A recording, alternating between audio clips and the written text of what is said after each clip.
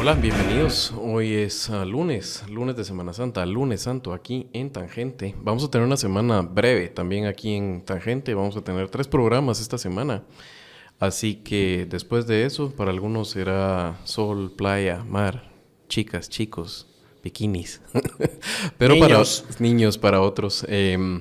Entonces, vamos a hacer una semana desde diferentes ángulos abordándolo, y como cuando generalmente nos sentamos con Daniel a hacer un programa solo nosotros dos, vamos a agarrar un tema y lo vamos a discutir. Esto no pretende ser una discusión entre expertos en un tema.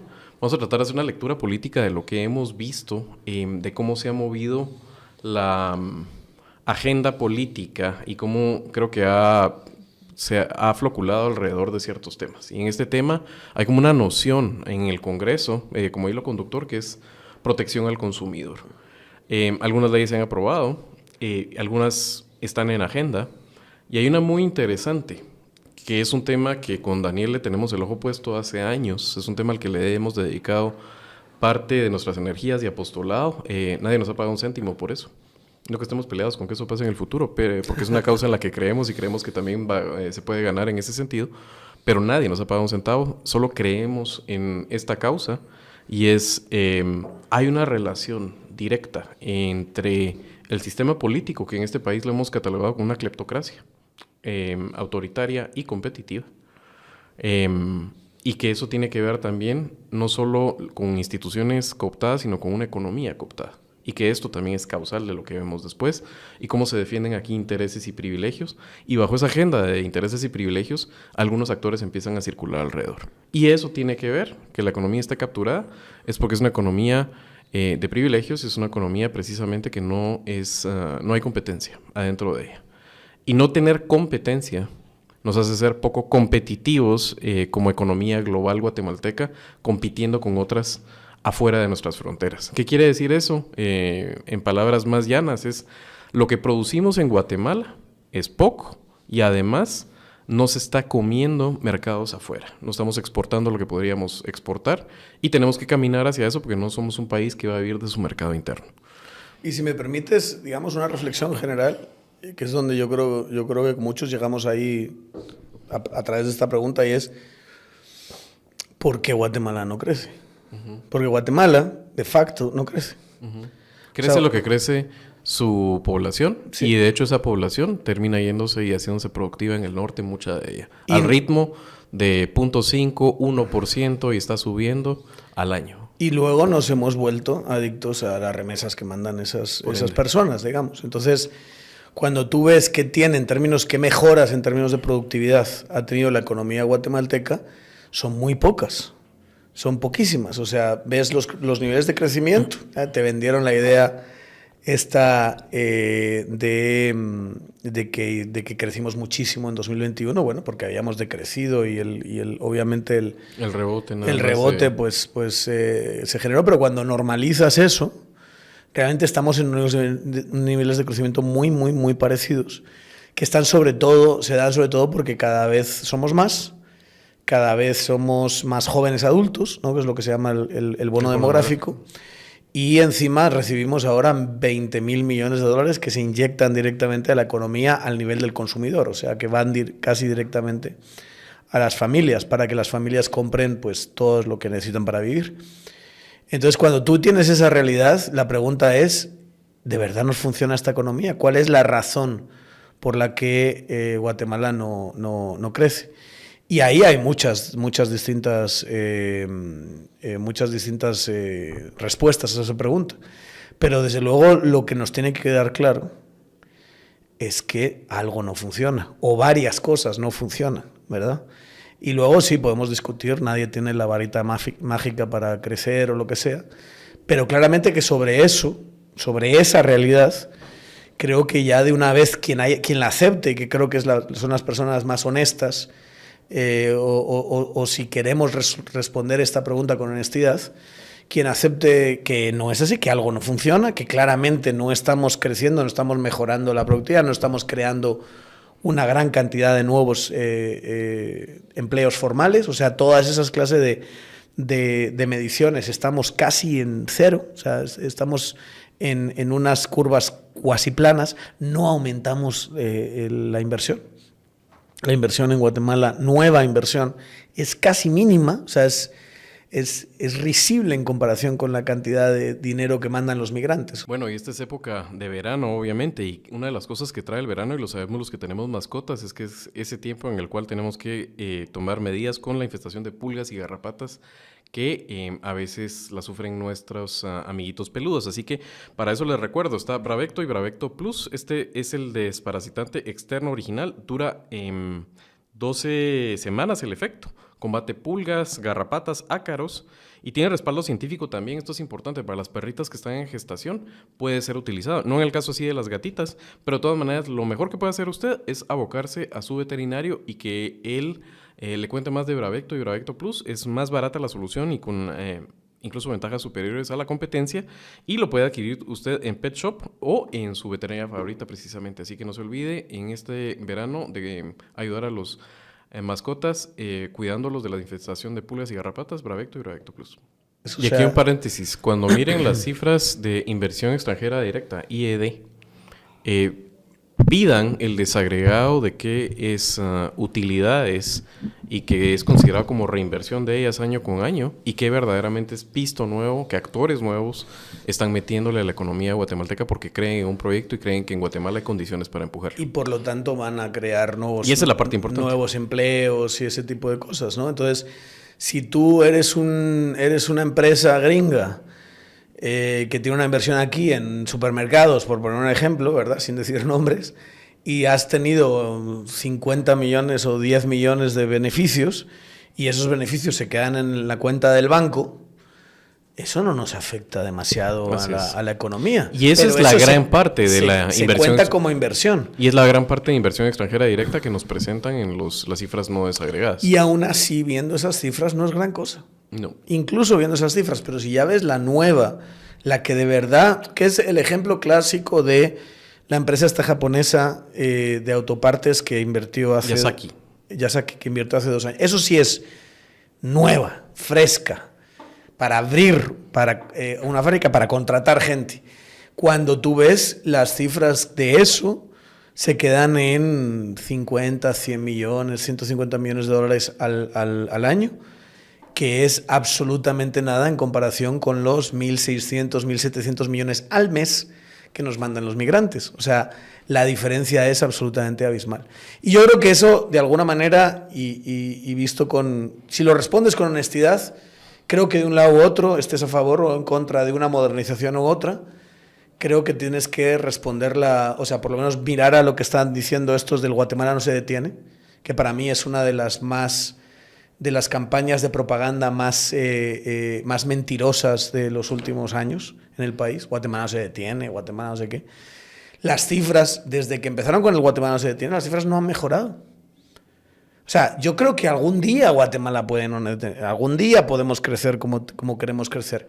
Pero a día de hoy, esa idea, esas ventas que nos hacen de vienen los japoneses, vienen no sé cuánto, siempre están exageradas, siempre son ridículas. Hubo un caso, ¿te acuerdas? Creo que fue el año pasado, en 2022, donde el ministro de Economía de esa época, que era Rosales, anunció con bombo y platillo que ya se había mejorado las cifras de inversión extranjera directa, las metas para ese año, y era mentira.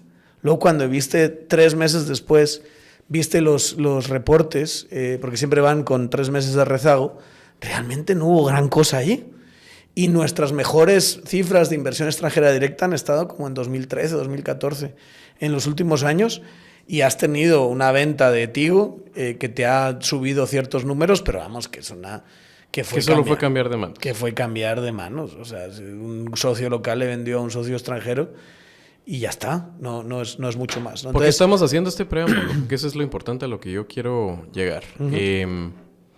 Ya hemos hecho programas de ley de competencia en Tangente, los ha dirigido Enrique Naveda, han sido con expertos, ha sido también con legisladores, con diputados en este caso. No queremos ir a lo técnico en este caso, sino entendiendo que nuestra premisa es que el tema de un régimen de competencia viene a tocar intereses eso ha tocado una fibra sensible y la forma de abordarlo ha sido por años de años, comprar tiempo, entendiendo que es un tema difícil de vender, inescrutable, meterle ruido, por ejemplo, lo que hizo Yanio Rosales, precisamente metiendo una ley de competencia que era cualquier cosa menos eso. Que era una simulación de ley de competencia. Cómo se empantanó la discusión ya cuando tocabas verdaderamente lo importante de la iniciativa que metió Carlos Barreda, que es la 5074, que es como lo mejorcito que hay y tal vez en la viabilidad de no meter una ley nueva, sino hacerle a esta las enmiendas, puede ser por ahí el camino. Pero suceden esas cuestiones de tanto picar piedra con el tema. Hay gente que lo viene picando hace más tiempo, pero nosotros 4 años que llevamos con esto, hasta que al final sucede de repente un feliz acontecimiento por la forma como se lleva a la tribuna pública. Y se volvió absolutamente viral. Un clip de el director de PharmaValue, que quiero recordar su nombre, es Guillermo Aguilar. Son 6 minutos que circularon en TikTok, en Facebook, en WhatsApp, en X, de un tipo con acento mexicano, no lo conozco, asumo que es mexicano, que te está explicando en este momento algo que es bien sentido por todos los guatemaltecos, y es, nos ven una cara de idiotas. Constantemente. Y nos sacan un pisto con las medicinas. Y te lo cuenta él desde la parte contraintuitiva para los guatemaltecos, y es una empresa, una cadena de farmacias. O sea, es la última parte antes de que uno compre el medicamento y se lo meta al cuerpo, que está contando cómo está afuera de un cártel, cómo está afuera de una gran componenda de actores que están coaligados para repartirse un mercado y no competir dentro de sí. Y eso va al corazón del espíritu de un régimen de competencia. Y la idea es esta. Otra vez, ¿verdad? O sea, desde el punto de política pública no es solo protección al consumidor, que sí, que es un gran abuso, sino está la idea de que la economía, para poder ir creciendo, para innovar, para crear, para alcanzar nuevas metas y fronteras, tiene que haber una competencia entre los actores. Entonces, hay prácticas que lo que están hechas es para limitar esa competencia, en la cual actores o tienen una posición de mercado que dominan absolutamente y no dejan siquiera que otro llegue a competirles. Y podemos explicar algunas cómo funciona y algunos ejemplos incluso aquí en Guatemala. Y la otra, que en el caso de las medicinas, es actores que se reparten un mercado. No compiten porque están bastante contentos en que son poquitos y que entre ellos, si se reparten, hay para todos. Y que básicamente lo que hacen cuando llega un nuevo actor es decirle, mira, aquí las cosas funcionan así, tú puedes abrir todas las farmacias que quieras, pero nosotros estos medicamentos los vendemos a este precio. A este precio. Y ellos dicen, no, mira, nosotros creemos que podemos venderlo más barato y por lo tanto nos vamos a comer más mercado, porque la gente va a venir a comprar lo mismo a un precio más barato. Y llegan los otros y dicen, entonces no te vendo. Entonces no vas a poder distribuir de esto, que lo tengo yo. Y ahí es donde normalmente por regla general, has tenido empresas que han doblado la rodilla y han dicho, bueno, pues entrar a Guatemala supone entrar con estas normas, yo voy a seguir haciendo plata, así es, pero PharmaValue y la dirección, digamos, de PharmaValue dijo, pues no, voy a salir y voy a explicarle a la gente, dado el contexto político, supongo que leyeron el contexto político y dijeron, es un gran momento para empezar a hablar claro en ese sentido. Dado el contexto político, vamos a hablar de lo que nos hacen. Y nosotros, que somos grandes, supongo que tendrán... Tiene una operación en México, en el Caribe, en el resto de Centroamérica y te lo explican. Sí. Además te explican que aún en países con unos enormes problemas de corrupción, esos que nos atraviesan a los latinoamericanos, de narcotráfico, de cooptación institucional, no es como Guatemala. Que Guatemala es peor. ¿Y cuál es, digamos, en medio de eso la singularidad de Guatemala? Que no hay una pinche ley de competencia. Y, bueno, aparte ya de la solución, o sea, lo que a mí me sorprende en cuanto a la reacción de ciertos actores es que tú tienes un tipo que te está explicando algo como eso, y podemos poner otros ejemplos. Yo he tenido a alguien que me ha explicado cómo importaba azúcar, le ponía la famosa vitamina A y aún así le salía más barato. Y que los del azúcar lo tenían, pero entre ceja y ceja. Y cuando tuvieron la posibilidad de clavarlo, lo clavaron, ¿verdad? Y tú escuchas estas historias y tu reacción, ¿cuál es? Decir que, pues yo creo que puedes decir, la ley de competencia, esto es un problema real. La ley de competencia no es la solución, me parece una postura perfectamente clara. Pero lo que tienes con ciertos actores es atacar a alguien que está contando esa historia o atacar a los que están promoviendo una solución, aunque sea parcial y aunque sea imperfecta, porque seguramente lo sean, a ese dilema. A mí eso me sorprende muchísimo, esa reacción visceral. Es que había uno por ahí que decía, es que resentidos lo que son. Están resentidos con no sé qué empresas.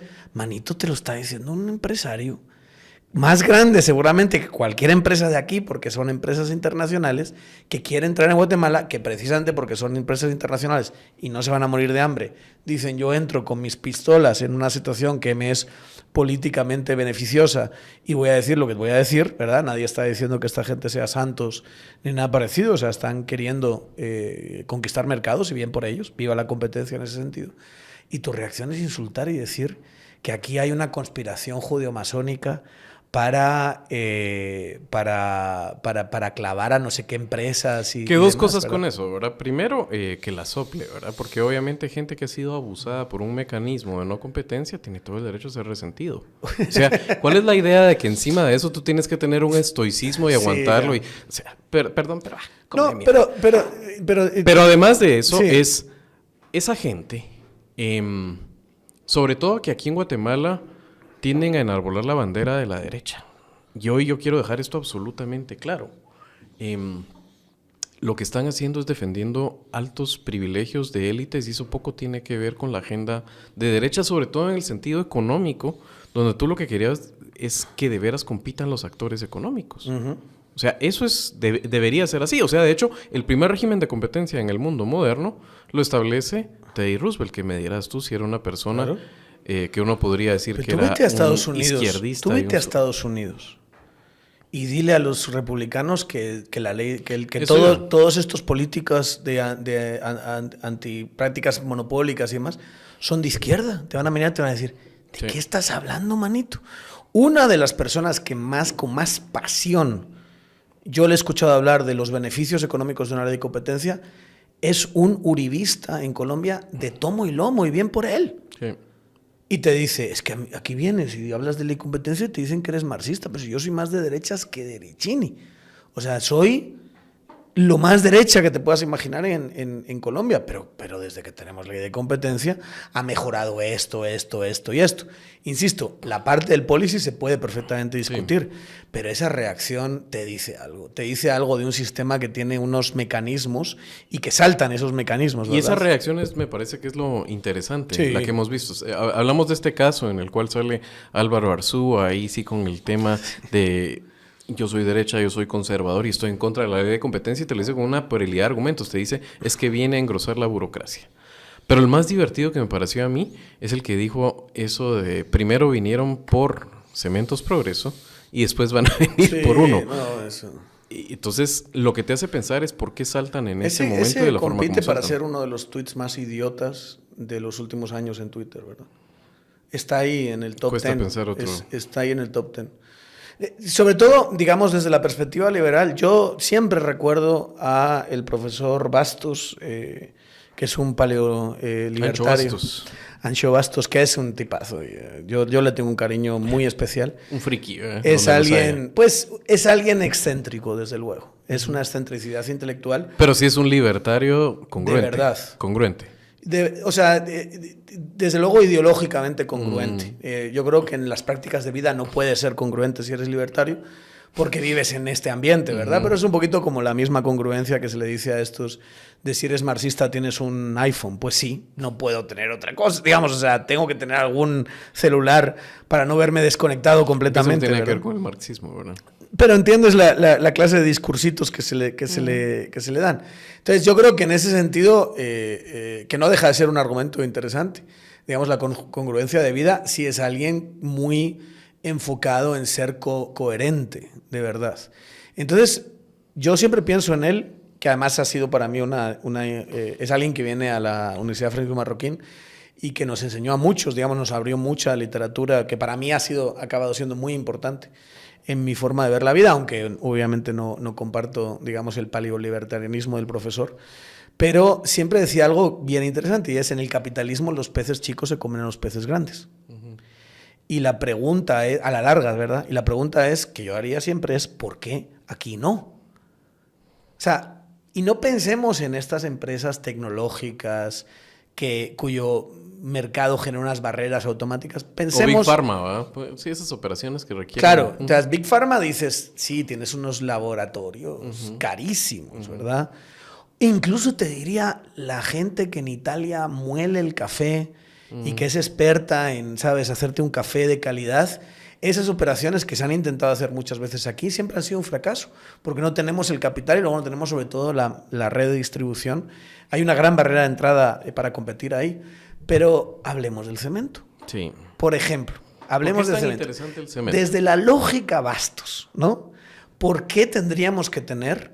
¿Qué ha hecho esta empresa de Cementos Progreso que tan abiertamente defendía el autor, que es un español también llamado Daniel, esa defensa donde básicamente lo que quieren es atacar con la ley de competencia y demás a Cementos Progreso? Porque una economía como esta, una empresa como esta, tendría 80% del mercado sin que surja ningún competidor que de verdad lo ponga 50-50 o lo ponga, ¿verdad?, a unos porcentajes más razonables, ¿no?, de competencia. ¿Por qué además ese 20% está ocupado por gente que importa, siendo ellos los únicos que hacen cemento aquí, ¿verdad?, que lo elaboran aquí? Porque tenemos el cemento más caro de la región.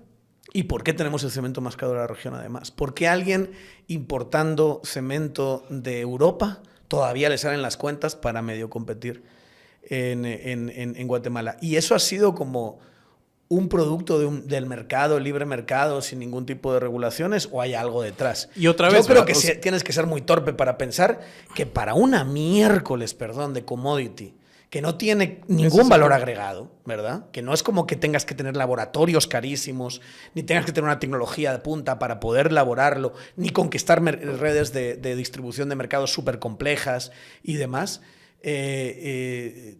Si tú piensas que eso no tiene algo de algún tipo de práctica anticompetitiva, de algún tipo de privilegio legal, alguna cuestión de captura institucional, si crees que eso se ha dado por arte y gracia del libre mercado, es porque no quieres libre mercado de verdad. Tú deberías ver eso y decir, no, algo pasa aquí. Sí. Algo hacia atrás está pasando que está mal, porque tienes una empresa con el cemento más caro de la región, con el 80%, 85% del mercado, y no hay forma de que ninguna le compita. Un poco en los pasos en eso, que me interesa ese caso, que si lo vamos a agarrar de ejemplo.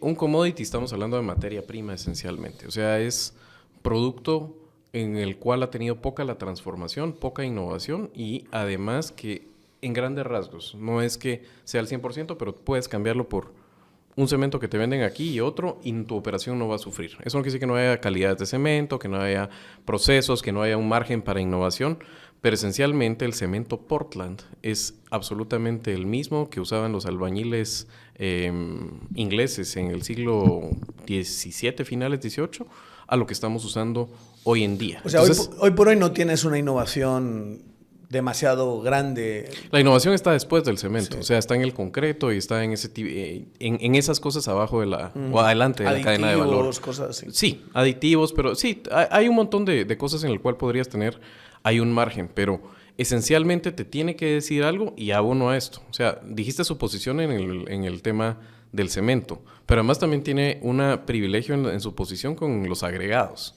Eso también puede en algún momento darte un control espurio de mercados, ya no del cemento, sino en este caso de materiales de construcción, o por ejemplo del siguiente producto que sería el concreto premezclado. La otra es sobre el post en el cual esta persona puso su comentario. Era un post que lo que tiene son datos de la contaminación generada en este caso. Esa contaminación es un costo que se socializa. O sea, lo pagamos absolutamente todos después. No es un costo que se privatiza en el cual esa empresa está absorbiéndolo a través de ciertas medidas. No existe eso. Y eso también te lleva a decir, bueno, entonces esta empresa te causa este problema, produce un commodity, tiene esta posición de mercado que hay detrás. ¿Qué puede haber después de eso? Sigámoslo viendo. La conflictividad que esta empresa generó cuando puso su planta en Zacatepeques, también es un tema a discutir. Sí. Es un tema en el cual hubo masacres, en el cual hubo mucho malestar alrededor de la región de Zacatepeques. Esos son costos sociales también que no están pagando ellos. O sea, se puede llegar a monetizar y calcular y no lo están pagando esta empresa. Además, con prácticas de paramilitares y grupos, ahí sí, clandestinos de seguridad. Sí. Y que tienen además un vínculo con el pasado de Guatemala durante la época del conflicto, etcétera. Eso también tenemos que ponerlo sobre la mesa. Después, ¿cómo es la distribución del cemento aquí en Guatemala? ¿Por qué tienen esa posición? Si todo lo que hemos hablado, ¿por qué en lo privado hay gente que no está trayendo otro cemento, lo usa en poca cantidad?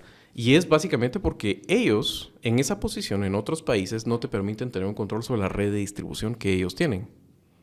Eso también tiene que ver absolutamente. Si tú tienes adentro de eso una restricción en la cual la gente solo puede vender ese cemento adentro de esa cadena, te pueden ayudar con cosas accesorias, pero además no ganas. Ganas 1 quetzal, 2 quetzales por saco de cemento. No puedes venderlo al precio que quieras, sino ellos te dicen a qué precio tienes que venderlo. Eso también son prácticas que no invitan a la competencia. Entonces se vuelve como... Hay otra cuestión además. Bueno, su práctica en los contratos públicos, que esa se ha ido mitigando porque era muy oscura, y es el tema del uso de la puzolana. Si ustedes se dan cuenta, el cemento en Guatemala dice que es cemento puzolánico. ¿Por qué es puzolánico? Y es porque tiene un agregado en muy poca cantidad de puzolana, de fly ash, de esta ceniza, que en bancos volcánicos tú puedes encontrar. Mejora marginalmente, y esa es la palabra importante, y se puede agregar a las mezclas de concreto y te puede ayudar con la resistencia, y la resistencia al concreto, mientras más viejo es una asíntota, nunca alcanza, digamos, el 100% su potencial, pero esto lo puede mejorar. Pero el asunto es que tú te preguntas en qué países al cemento se le pone puzolana, y depende de, en algunos casos, para aplicaciones muy especiales y que tengan esos bancos. Guatemala los tiene, y por ende, entonces, ellos decidieron hacer el cemento con contenido. De hecho, ya en la bolsa te viene con puzolana, pero está puesto en la obra pública, o estaba puesto más antes. Eso creo que lo han ido eliminando poco a poco, pero ponían la restricción de que en las bases de licitación no te decía la marca de cemento, pero te decía en las especificaciones de materiales, compre cemento puzolánico. ¿Y quién tiene? Pues no había en México, no había en El Salvador. Qué casualidad. Qué casualidad. Bueno, también viene a ustedes Tangente gracias a el Grupo San Miguel. Madera San Miguel nos trae maderas de experto. Y San Miguel está en la Sexta Avenida, 12-27 de la zona 9. Esa es su tienda más grande aquí en la capital. Y también para sus pedidos usted puede pedir más información o puede abocarse directamente a un número que es PBX y a la vez es WhatsApp. Y es el 2268-0808, 2268-0808, San Miguel, Madera de Expertos. Hagamos un ejercicio de esos. Veamos cuántos de esos contratos han dicho en la historia de Guatemala que tiene que haber cemento puzolánico. Y dígame si ahí no había detrás mano de mono y quién ha sido el beneficiario de eso, ¿verdad? Sí. Y hagamos ese ejercicio. ¿Cuántos millones en licitación de obra pública han tenido esa especificación ya cuando lo vas leyendo a nivel micro? Así es. Y luego, claro, es que no tienes ni que hacer tú el contrato con el Estado, solo tienes que esperar que te se hace solito, te sientas a que lleguen a comprar. Exacto. Y luego ves que hay algunas instituciones regulatorias donde tienes mano y donde se meten algunas regulaciones el Ministerio de Economía o cosas así, y ya vas cerrando el círculo, ¿verdad? Y si encima a eso le añades que tienes una enorme importancia en la gobernanza del CACIF, y el CACIF está en todos estos asientos que tiene el sector privado en el Estado, pues vas cerrando aún más el círculo, ¿verdad? Si encima estás montado en una de las operaciones financieras más importantes del país, tienes enormes intereses ahí, vas cerrando aún más el círculo. Y al final del día todo esto, que eso es lo que a mí me fascina, es con una empresa, y estamos solo poniendo este ejemplo, porque creo que podemos poner muchísimos más. Y hay más datos. Con una empresa que genera ¿cuántos empleos? Ese es el tema. Ahora veámoslo desde el punto de vista de política pública. O sea, esta es la parte de la economía que no le interesa al empresario. Y por eso desmontemos la idea de que la buena política pública en materia económica la hacen los empresarios. Puede haber una confluencia si entiendes bien los incentivos de unos y otros para que trabajen. Pero los incentivos del Estado debería ser que la economía produzca más y que además genere externalidades, en este caso deseables. Y la número 1 es la cantidad empleada. Claro. La cantidad de gente empleada y que sean buenos empleos. En eso, en la última parte de que sean buenos empleos, Cementos Progreso creo que es la empresa con la que sueñan aquí ingenieros químicos, Seguro. Industriales y civiles de trabajar, y tiene premios de Great Place to Work y todas esas condiciones. Pagan perfecto, pagan muy bien, pagan puntuales, pagan prestaciones y más. Pero ¿cuál es el tema? Esta empresa, este coloso que tiene gran peso en la posición política del sector privado tradicional de Guatemala, que tiene esta posición de mercado dominante, que produce un commodity, que tienen ese commodity en algunos años, porque esto es oscuro, hay datos públicos en los cuales en momentos en que ellos necesitaron pedir créditos para tener esa planta en Zacatepeques, tienen un margen de 40% o más de utilidad, cuando un commodity debiera estar en 20 y tantos por ciento, etcétera. Solo produce entre 1.500 y 2.000 empleos. 1.500 y 2.000 empleos en un mercado económico como el guatemalteco no es nada. Nada. Pero nada es nada. O sea, no te impide un migrante. O sea, tú me dices, no, se han abierto 30 maquilas. Bueno, podríamos ver si las maquilas están en las mejores condiciones laborales y tal, pero si te están dando empleos a miles de personas. Estos no te impiden un migrante. Y a cambio de eso, la economía tiene el cemento más caro de la región. Y protección arancelaria, además. También hay que recordar esas cosas, porque dentro de este post lo que decía era quiten las barreras de entrada, etcétera. Papito, pero, o sea, si estamos diciendo que es lo más económico para los constructores aquí, sería traer cemento, embarcarlo, esperar 5 semanas a que venga, porque esos son los tránsitos marítimos, y aún así le sale más barato, y aún pagando el arancel. Tú me vienes a decir entonces, ¿verdad? ¿Qué estamos protegiendo? Que puede haber tenido en algún momento cierto sentido que se creara en Guatemala una empresa cementera y fomentarla. Uh-huh. Que así sucedió de hecho. Uh-huh. O sea, si ustedes leen a Paul Dosal, lo que van a encontrar es el origen de esta cementera. Es una política de Estado en ese momento. ¿Puede tener cierta lógica? Puede tener cierta lógica. Práctica, digamos, es una economía, se hizo mucho eso. Uh-huh. Se protegieron mercados. Sustitución de importaciones, sí, fomento de la industria local. Pero después de eso... Nadie está hablando de que no vamos a hablar de los españoles, que devuelvan las tierras. Nadie está hablando de eso. Aquí en Tangente somos bien de derechas en ese sentido. No, aquí estamos hablando de políticas del Estado de hace más de 70 años. Entonces te tienes que preguntar, después de eso, ¿por qué sigue habiendo un arancel y proteccionista al cemento? ¿Por qué se boicoteó el Tratado de Libre Comercio con Corea del Sur, por ejemplo? Sí. ¿Intereses de esta misma gente? Sí, solo que en ese caso también era acero. También, pero también de esta misma gente. Sí. Entonces uno dice, bueno, ¿qué clase de verdad esto, volviendo otra vez a Bastos, de verdad esto es consecuencia del libre mercado y de dejar pasar? Esta maravillosa empresa nos la dio la mano invisible después de todo esto. No, hombre, indaguemos un poquito. Indaguemos un poquito y nos vamos a dar cuenta que no es así. Y no es así en esta y en otras muchas empresas, ¿verdad? Otros planes que vienen en ese caso para que veamos los intereses que se mueven y por qué se están protegiendo de esta forma. Detrás de esto, obviamente, viene la industria de construir. Y ellos han tenido sus constructoras, grandes, megaproyectos, etcétera. Pero ahora, solo para que mires cómo tú puedes en toda la cadena de valor encontrar esto y que cualquier ley de competencia te lo votaría inmediatamente. Lo que quieren que hacer ahora es desarrollar ellos también vivienda vertical. Claro. ¿Y cómo? Ya tienen organizada la demanda, que esa es la clave de la construcción barata para gente, digamos, que tiene poder adquisitivo, estabilidad laboral, pero no es tan alto y necesita vivienda popular masificada.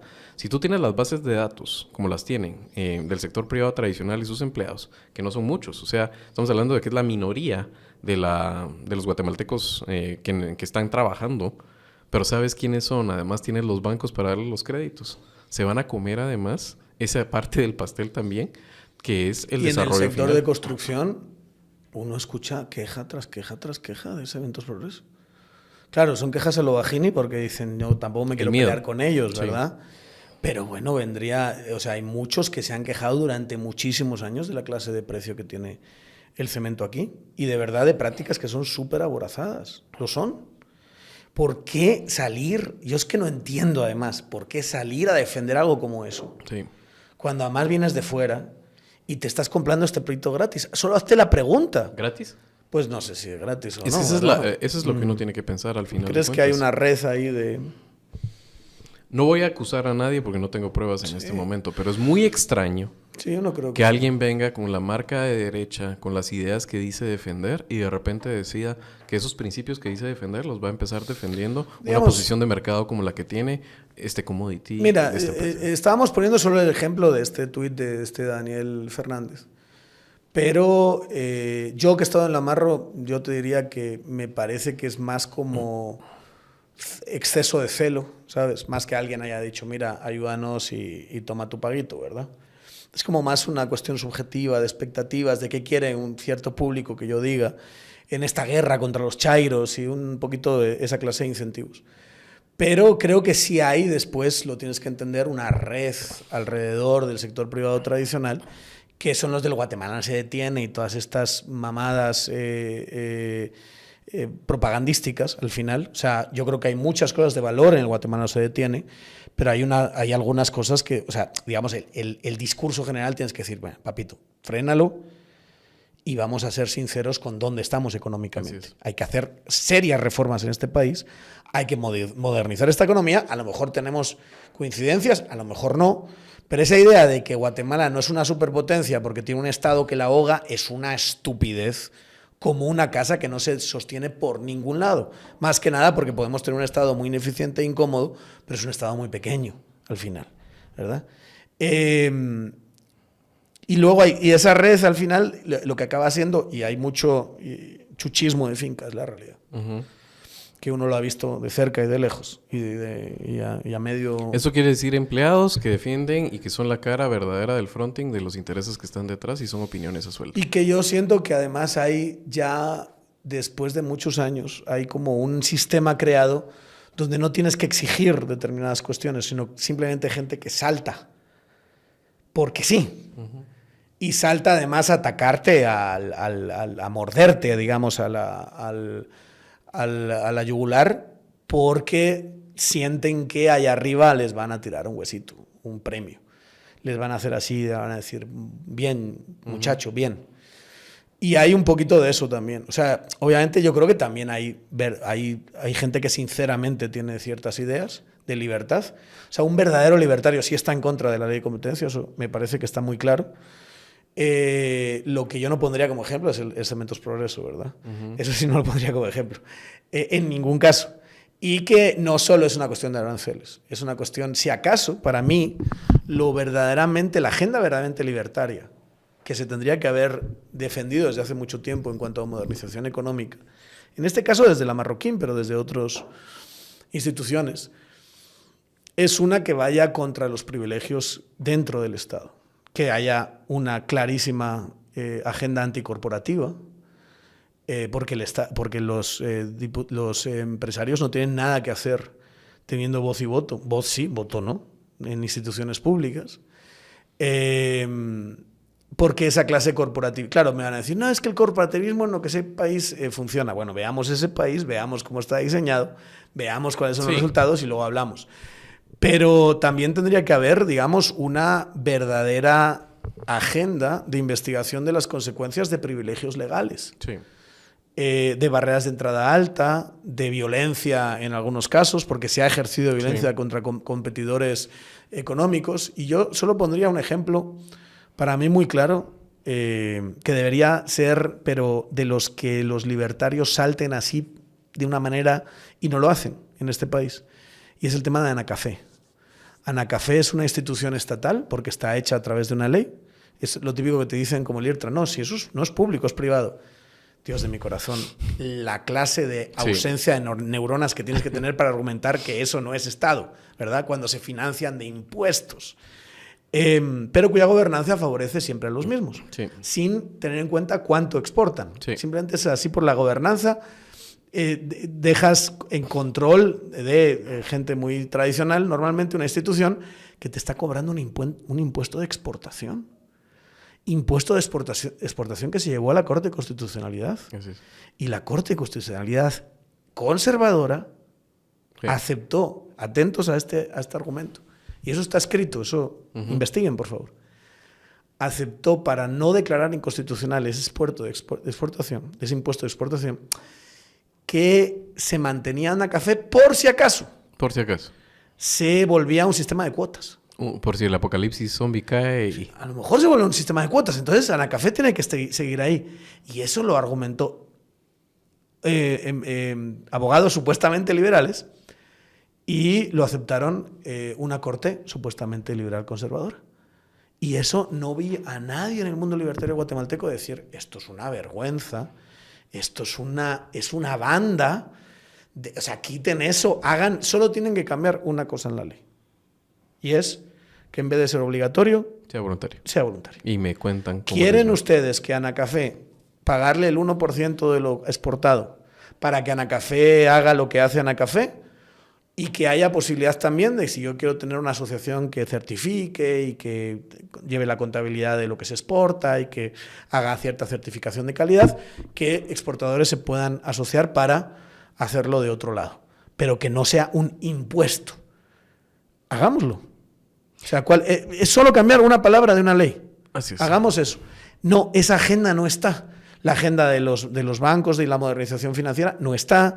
La agenda. Entonces, volviendo al principio de la conversación, yo creo que todo liberal tiene que decir por qué no funciona la economía guatemalteca y tiene que proponer una batería, más allá del guatemalano se detiene, que es la misma mierda de los mismos de siempre, ¿verdad? Perdón, pero es así.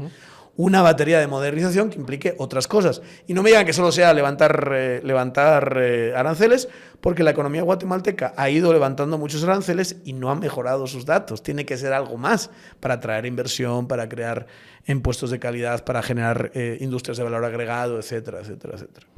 Semana Santa, época de calor, época social, y por ende nos van a salir esas oportunidades de estar con amigos y de tomarnos 1, 2, 3 copitas, algunos incluso más, pero lo que no le puede faltar, más allá de las copas, es que en la primera media hora usted se tome su píldora de Parismart. Parismart es un hepatoprotector de la casa Himalaya, productos con ingredientes naturales basados en plantas de muy alta calidad, y lo que viene a hacer es a proteger su hígado de los efectos del alcohol y también ayuda en la recuperación al día siguiente, es muchísimo más fácil.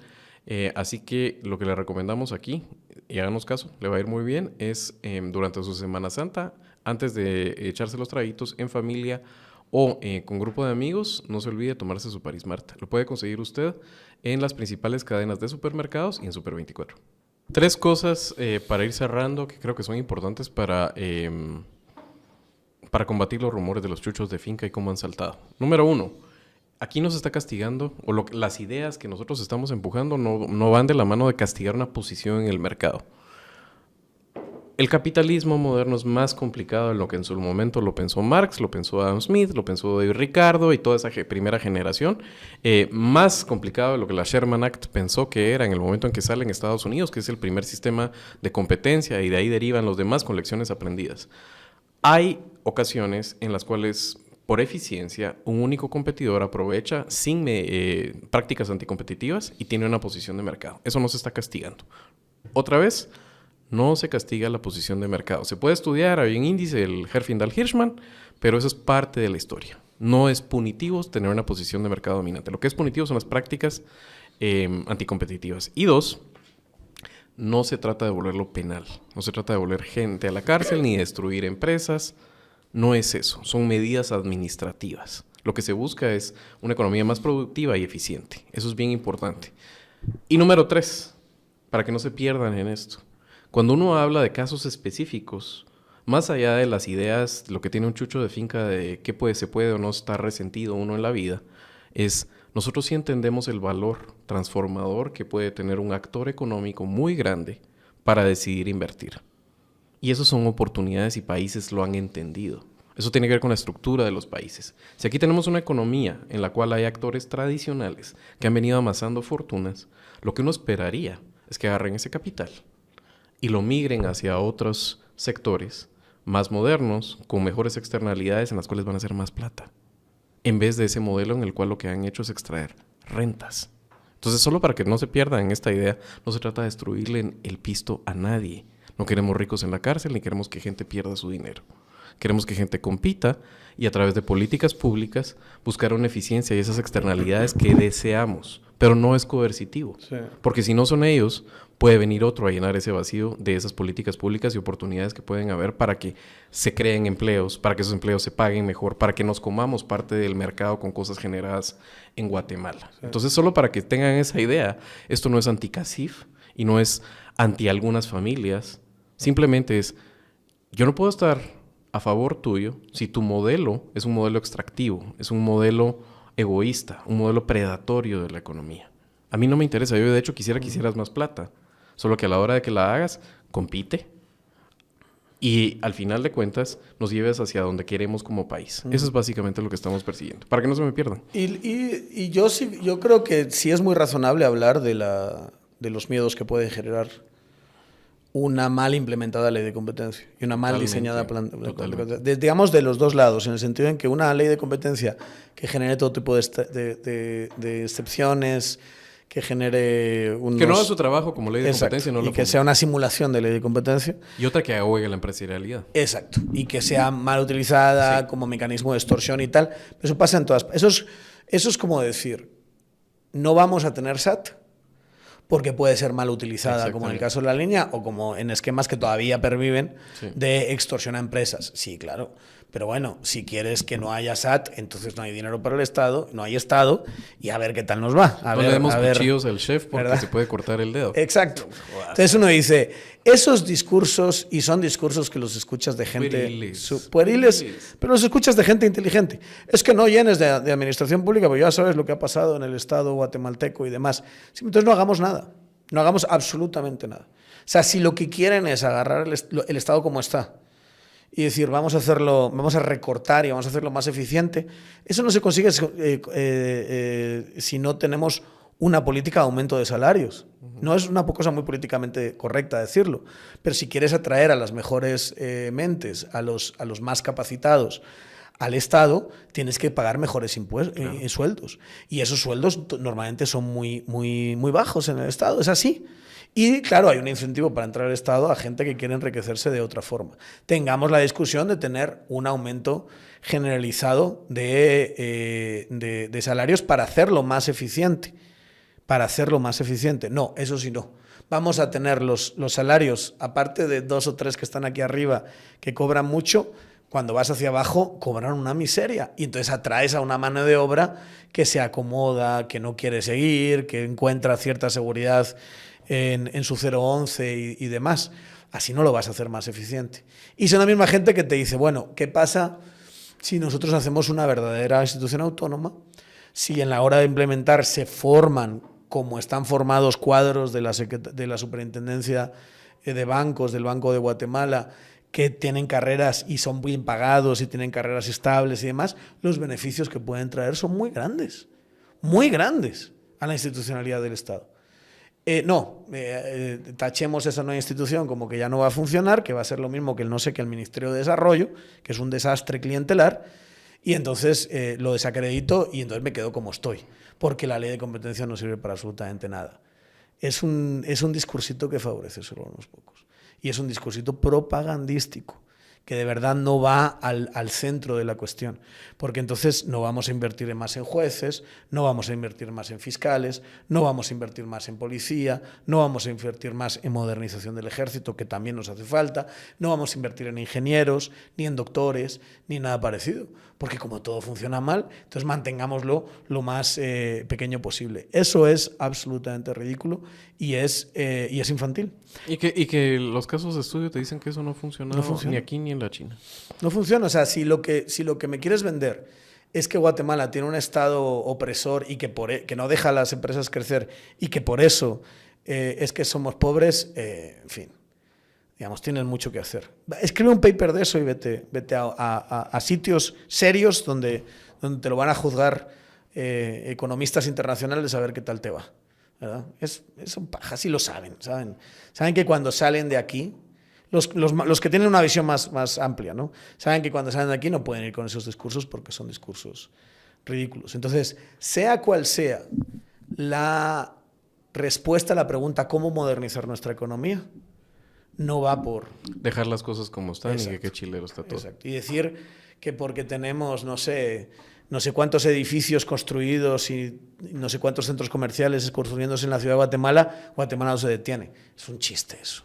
Es un chiste. O sea, a lo mejor el 90% de las soluciones que hemos dado aquí no son las correctas. Yo lo puedo aceptar, porque además uno no es economista. Pero lo que sí sé es que esto no funciona. Eso sí, creo que lo tenemos que tener todos claro. Y que todo aquel que te diga, no, este es el buen camino, solo tenemos que hacer estos 3 ajustes, te está vendiendo una moto por intereses muy particulares de los que los financian. Bueno, sí, estos temas uno se podría quedar hablándolos más y también a veces da la sensación de que habríamos podido tirar las mismas ideas en 15 minutos, pero duró lo que duró.